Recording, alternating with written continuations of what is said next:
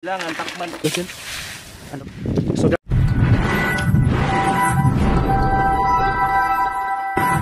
nandito na tayo. Itong nahuli natin kanina, lulutuin na naman natin. Ito, yan, nakita niyo mga... Ituturo namin sa inyo guys kung paano siya lutuin. Anong tawag sa putahin natin dyan pa tinatawag itong nilasing crabs. Okay.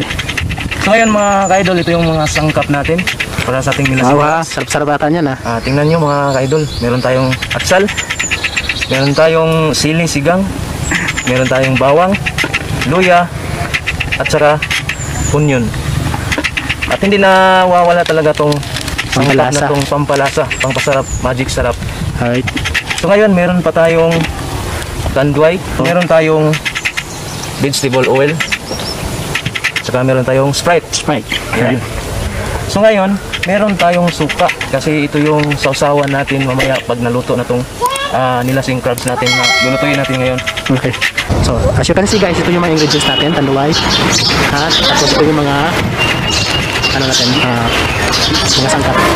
Ayan. So, ano bang gagawin natin ng una, pre? Ngayon, meron na tayong naka-boil na tubig. Yan. Ngayon, lagay natin dito. Tapos, kailangan takpan natin agad. Kasi buhay pa yun guys eh, baka kanina. Kuluan lang natin yung yung crabs guys. So, yun yung first steps natin. Yung asin. Yun na. So ngayon mga ka-idol, lagyan natin ng asin. Ang purpose nito mga ka-idol na ilagay muna natin yung crabs para mawala yung langsa niya. Or malangsa. Malangsa. Ganun. Okay na mga ka-idol. Sisa na kayo ha? Mga Bisaya, manggunigod. Okay. Yan mga ka-idol. Oo ha, ulam na. Ulam na siya mga ka-idol, tingnan niyo. So ngayon, lagyan natin ng asin. Yan. Yan ba yung ingredients natin ngayon sa paglaga? Oo. Okay. Kailangan talaga ilaga natin to para mawala talaga yung ano niya, yung langsa niya o malangsa yan. Okay.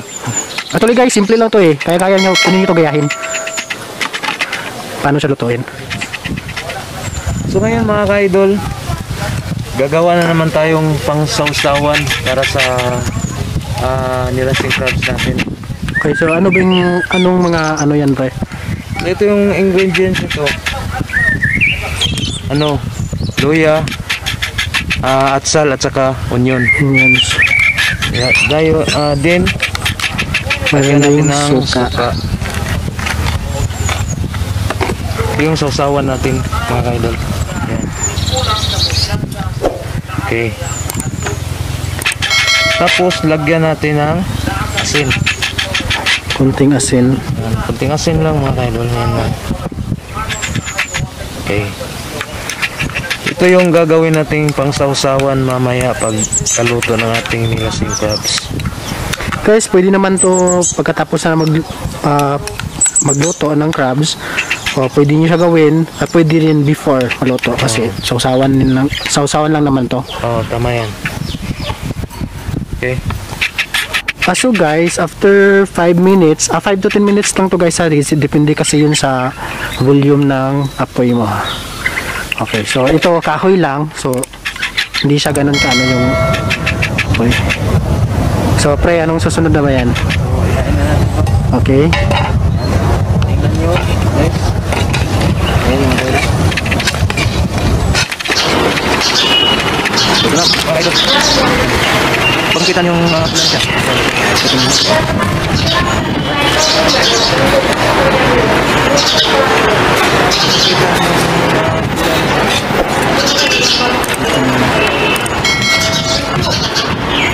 So guys, ayan, prepared na yung mga sangkap natin. Mayroong tubig, isang baso. Andyan yung oil, tsaka Sprite. Ito hindi ito kasali guys ha, kasi sausawan natin yung mamaya. Okay, so guys, simulan na natin yung step 2 ng nilasing na crabs. Okay. So ngayon mga ka-idol, ang unang-una natin gagawin, siyempre, una natin yung vegetable oil. Yan. Okay. Hintayin natin init yung mantika. So ngayon, iuna natin yung bawang. Kasi yung kailangan i-fry talaga natin yung bawang para malabas yung bangon niya. Yan. So ngayon, lagay natin lahat yung Depende pa rin yan sa inyo guys kung paano nyo i-slice yung ano, yung mga sangkap nyo. Nasa sa inyo yan. Dagdagan lang natin ng konting creativity. Siyempre, para Ngayon, mas masarap pa siya. susunod na natin yung crabs. Hindi siya typical na malalaki guys kasi freshwater native crab siya guys. Kaya ganun lang siya ganun lang yun talaga yung normal size niya. Hindi kagaya nung nakikita nyo sa mga vlogs na malalaki, yun po ay nasa dagat yun. Yun yung talaga mga malalaking ano yun, klase ng crabs.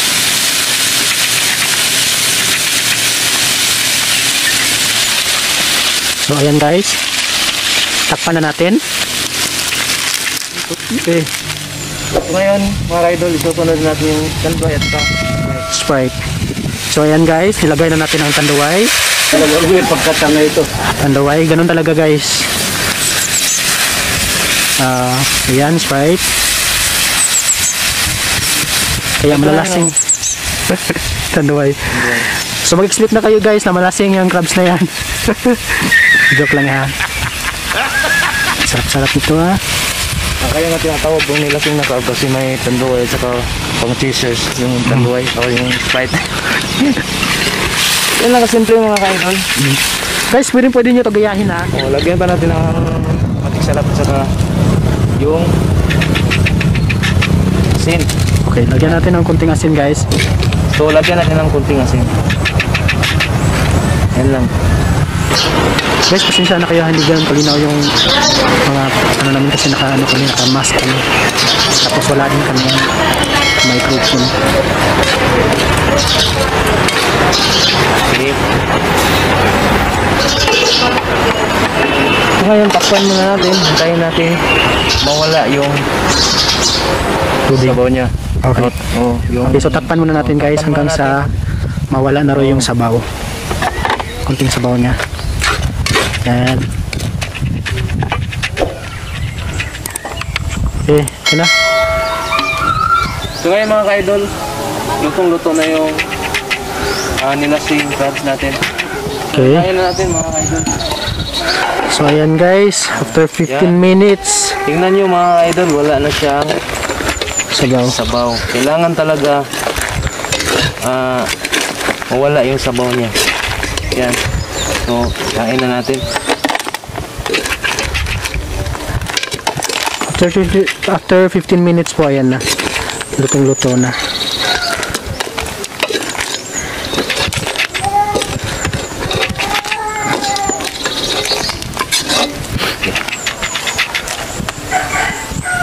Yan na siya. Bango. So guys, ito na yun guys. Hindi na siya ganun kadami. Ayan, naglagay kami ng rice. Konting rice kasi diet kami.